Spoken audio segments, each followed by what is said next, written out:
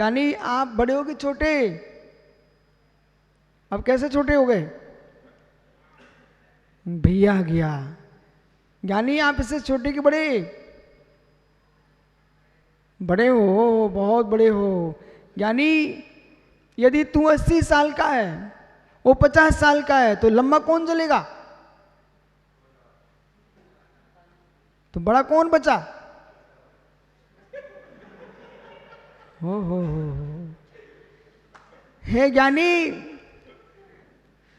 जो आयु से देख रहे हैं मैं बड़ा हूं, तो भाई ये भी देखे साथ में मेरे छोटे भाई की आयु अभी कम है, मेरी आयु बढ़ चुकी है, तो वो ज्यादा चलेगा, हम कम चल पाएंगे। और जो छोटा उपद्रव करे तो उसे ये देखना चाहिए मैं छोटा, बड़े भाई का अनुभव ज्यादा है, वो हमसे बड़ा है। स्याद छोटा स्याद बड़ा, अर्पिता नरपे सिद्धे। लेकिन बैठ जाओ भैया, बटुक, ये आपको संदीप से कहना है आज शाम तक कि मेरे पिताश्री टीकमगढ़ के राजमहल पर खड़े होकर के मेरा कपड़ा गंदा है एक पुकार लगाने से, आवाहन करने से, चिल्ला चोट करने से वस्त्र सुगंधित नहीं हो पाएंगे, वस्त्र स्वच्छ नहीं हो पाएंगे। ऐसे दीपक भाई, ऐसे बहुत सारे ऐसे बेचारे विवेकहीन ज्ञानी लोग हैं जिनके जीवन में कोई दोष उनसे हो गया, अब भी हजारों जगह चिल्ला रहे, भोला मैं पापी हूं, मैं पापी हूं, मैं पापी हूं। तो समझदार भोला जैसे लोग तो सोचते हैं तो पापी तो हमें क्यों दिमाग खराब करने आया है। बोले मैं पापी हूं, मैं पापी हूं, मैं पापी हूं। अरे पापी ये तेरे कपड़े गंदे, जा किसी नदी में धो ले जाकर के मित्र। ऐसे जैसे नदी में आप वस्त्र धो करके स्वच्छ कर लेते हो, ऐसे ये इतने सागर बह रहे देश में, निर्गंत सागरों में जाकर के मित्र उन पापों का प्रायश्चित करके धो लो। लेकिन मैं पापी कह करके कभी तुम स्वच्छ नहीं हो पाओगे। आप पाप पर्याय को ही देख रहे हो, उसकी स्वच्छ पर्याय को देख ही नहीं पा रहे हो। बेटा जो गंदा वस्त्र होगा वही तो धोया जाएगा, जो गंदा वस्त्र होगा वही तो धोया जाएगा ना, कि जो स्वच्छ रखे हुए हैं प्रेस की हुई अलमारी के अंदर, पेटी के अंदर, उन्हें धोएंगे क्या? जो सिद्ध बन चुके हैं, जो शुद्ध हो चुके हैं, उन्हें नहीं धोया जाता है। जो कर्म कलंक से युक्त हैं उन आत्मा को ही धोया जाता है।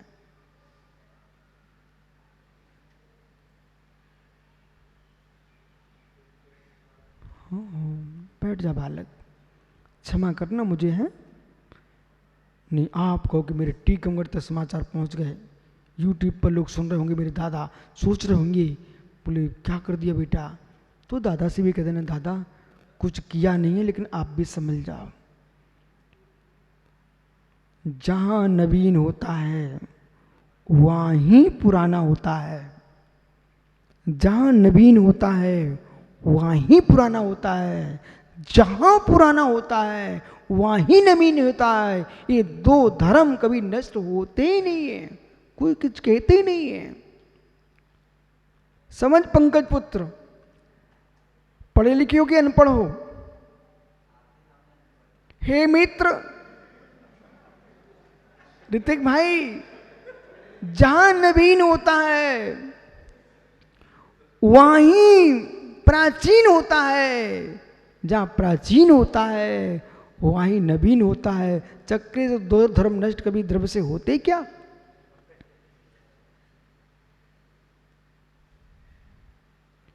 जब दो धर्म नष्ट नहीं होते, एक साथ रहते हैं, इस बात को व्यक्ति समझता क्यों नहीं है?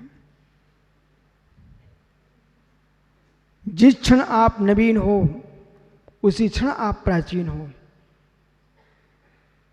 जो नवीनता तुम्हारी उत्पन्न हो रही है, उत्पाद रुक्तम सत सद्रव्य लक्षणम, उत्पाद जो चल रहा है, वे जो चल रहा है, किसमें चल रहा है? जिसमें चल रहा है वो नया है कि पुराना है?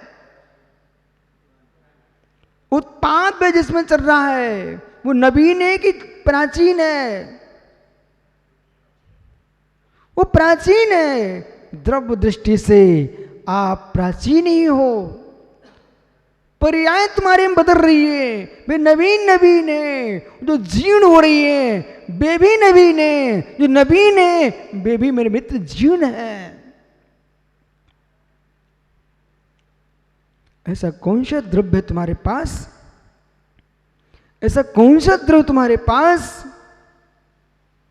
जो ज्ञानी आज नया उत्पन्न हुआ हो?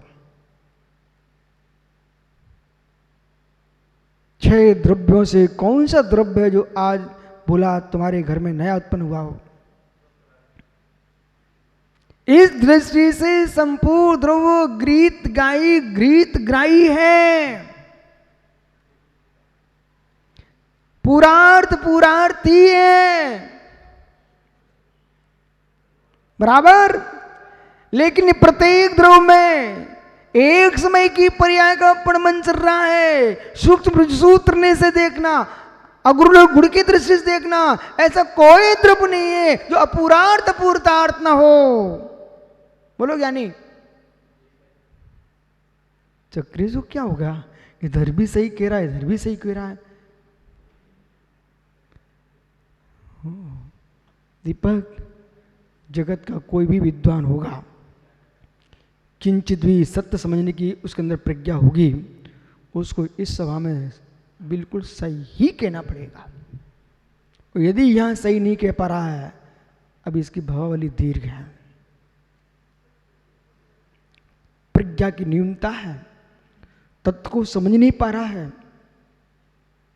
उभर के आना पड़ेगा। ऋषभ पंडित बराबर है ना, उभर के आना पड़ेगा, उभर के आना पड़ेगा।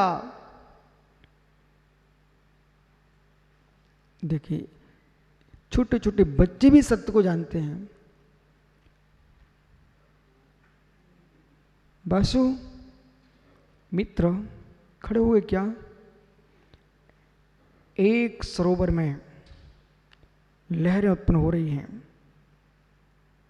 पहले बताओ, मैं जो बोल रहा हूं समझ में आ रहा है क्या? एक सरोवर में, एक तालाब में लहरें उत्पन्न हो रही हैं। वही लहरें हैं कि नवीन नवीन हैं।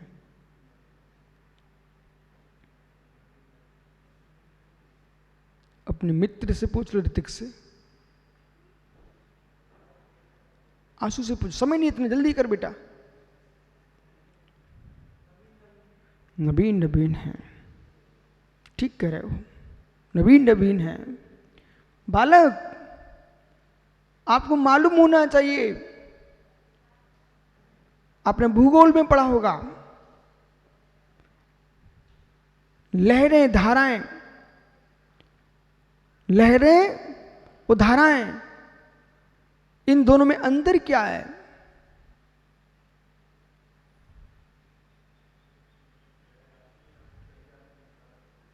बोला, आप बता रहे क्या? क्या अंतर है? वो धाराएं, किस में लहरें होती है, किस में धारें होती हैं? नदी में होती हैं दोनों। बहुत पंडित जी हो। अच्छा, समुद्र में लहरें होती है और नदी में? वो अपने अध्यापक का नाम बताना जिसने आपको पढ़ाया है। ओ, हे मित्र ज्ञानी, बताओगे क्या? सीमित भाई, लहरें किस में होती, धाराएं किस में होती हैं? बोला भैया सही कह रहे ना? क्यों सही नहीं कह रहे?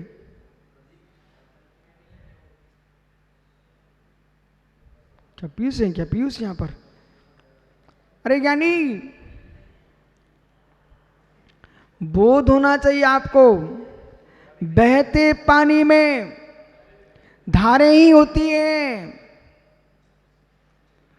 और भरे पानी में लहरें होती हैं। सरोवर में, तालाब में तो लहरें होती हैं, और नदी में और समुद्र में जो लहरें वो धाराओं के साथ लहरें हैं। हो, वहां पर भी बहता है पानी, समुद्र में पानी नहीं बहता क्या? समुद्र में पानी नहीं बहता? ओहो, इनको समुद्र में पानी बहता नहीं दिखता है। मित्र, जो पानी भरा होता है उसमें लहरें होती हैं, जो पानी बहता है उसमें धारें होती हैं। लेकिन बासु भाई, जो समुद्र में अथवा आपके सरोवर में जो लहरें उत्पन्न हो रही हैं, वे लहरें वही वही हैं कि नवीन नवीन हैं? उधर क्यों देखते आप? जो लहरें वही वही एक नवीन नवीन है। यानी जैसे कि सरोवर में लहरें तो नवीन नवीन है, पर पानी वही वही है। लहरें नवीन नवीन है, पानी वही वही है। ऐसे बालक आत्म द्रव्य वही वही है, बदलती पर्याय नवीन नवीन है। इसलिए ये लहरें चल रही हैं प्रत्येक द्रव में पानी की भांति द्रव वही वही है और लहरें नवीन नवीन हो रही हैं। इसलिए बदलती लहरों को देख करके क्यों रुदन करता है पानी को देखना? बदलती लहरों को देख करके क्यों रुदन कर रहा है कि लहर विलीन हो गई? मत कर तनाव, मत कर टेंशन, मत ले मेरे किंचित भी दुख, मतलब आर्त ध्यान में मत जाओ। जो लहरें नष्ट हो चुकी हैं उसी में नवीन लहर आ रही है। ऐसे जो पर्याय विलीन हो चुकी है उसी द्रव्य के अंदर नवीन पर्याय आएगी। तुम क्यों रो रहे हो? क्योंकि द्रव्य अनंत पर्यायों का समुदाय है। द्रव्य अनंत पर्यायों का स्थान है। द्रव्य अनंत पर्यायों का स्थान है। इसमें तो पर्याय बदलेंगी। ये रोने वाले उन्मत्त हैं, विवेकहीन है जो रो रहे हैं, जबकि इनको तालाब देखना चाहिए। भेद विज्ञान तालाब के तट पर कीजिए। अब चले जाना भिंडी की गोरी में, अंदर नहीं जाना बेटा, तट पर बैठ करके। वहां के तट पर जो जैन मंदिर है ना, उस मंदिर की छत पर बैठ के देखना कि तालाब में लहरें आ रही हैं, उत्पन्न हो रही हैं, विलीन हो रही हैं, लेकिन पानी तो हो, यानी भोपाली साक्षात। तुम्हारे यहाँ तो बड़ा तालाब है ना, देख लेना मित्र उसमें। हो जैसे सरोवर में, जैसे तालाब में लहरें आ रही है, जा रही है, आ रही है, जा रही है, लेकिन कहाँ जा रही है? उसी में विलीन हो रही हैं। ऐसी पर्याय विलीन हो रही हैं। देखने वाले मुस्कुरा रहे हैं, राग से देखने वाले रो भी रहे हैं, मुस्कुरा भी रहे हैं, लेकिन पानी कह रहा है, सरोवर कहता है मेरे मध्य तो ये होता ही रहता है। सरोवर क्या कहता बेटा? देखने वाले मुस्कुरा रहे हैं, देखने वाले रो रहे हैं, सरोवर कहता है ये तो मेरे यहाँ रोज का काम है, प्रतिदिन होता ही है, मेरा अहर्निश का काम है, अहोरात्र यही होता रहता है। सरोवर क्या कह रहा है? तुम क्यों रो रहे हो? मेरे मध्य तो, पकड़ो ना, सरोवर कह रहा है लवकुश, मेरे मध्य तो ऐसा प्रतिक्षण होता है क्या? लहरों का उत्पन्न होना देखा बेटा, ऐसे उत्पन्न होती है, ऐसे जाती हैं और किनारे पहुंचकर नमः, किनारे पर ओम नमः, किनारे पर ओम नमः। ओहो ओहो, अभी भी इनके प्रश्नों के समाधान नहीं हो पाए। अब केवल नहीं कर पाएंगे आपके प्रश्नों का समाधान। इधर देखना भाई, इधर देखना भाई, देखना भाई, केवल ज्ञान में भी प्रतिक्षण अर्थ पर्याय का प्रबंध चल रहा है। केवल ज्ञान में भी आचार्य विद्यानंद स्वामी ने श्लोक वार्तिक में अगृहित की व्याख्या की है। चक्रेश भाई, गृहित ग्राही नहीं, अगृहित ग्राही। अपुरार्थ, अपुरार्थ केवल ज्ञान में अपुरार्थ होता है। ओहो, हे मित्र, अखंड को देखने पर भी, अखंड को देखने पर भी, प्रमाण में झलकने के बाद भी, जो प्रमाण में प्रमाण चल रहा है, आपको बोध होना चाहिए, प्रमाण में प्रमाण चल रहा है, प्रमाण में प्रमाण चल रहा है, केवल ज्ञान प्रमाण है, उस प्रमाण में ही प्रमाण चल रहा है। पर ज्ञेयों की दृष्टि से, सुज्ञाता की दृष्टि से, सुज्ञेय की दृष्टि से, सुज्ञाता की दृष्टि से भी मित्र अपुरार्थ होता है। आप मतश्रुत ज्ञान में अपुरार्थ देख रहे हो, आचार्य विद्यानंद स्वामी श्लोक वार्तिक में तो केवल ज्ञान में भी अपुरार्थ देख रहे हैं, अगृहित ग्राही। बैठ जा बेटा, विषय इतना गंभीर है, बड़े बड़े विद्वानों को पसीना निकलता, बेटा तू चिंता मत कर, पर इतना सरल है, समझ में भर आ जाए। भैया प्रमाण में देखने के बाद भी, उनके प्रमाण में अखंडता देखने पर भी प्रतिक्षण का प्रमाण भी दिखाई देता है। इसे किसने मना किया है? एक बार देखने के बाद भी प्रतिक्षण जो प्रमाण चल रहा है, मेरे मित्र मेरे मित्र मेरे मित्र, इधर देखो अपुराध कैसे। ये प्रमोद और ज्ञानी कहाँ गए दोनों? चलो मेरे हाथ को देखो आप, तो ये दर्पण है, बहुत अच्छे समझना, क्योंकि नौमी गाथा की व्याख्या बड़ी गंभीर है और विषय वही चल रहा दीपक जो 8वीं में था, फिर भी देखिए नवीन है, जीरता में नवीनता, ये पकड़ नहीं पा रहा मेरे मित्र।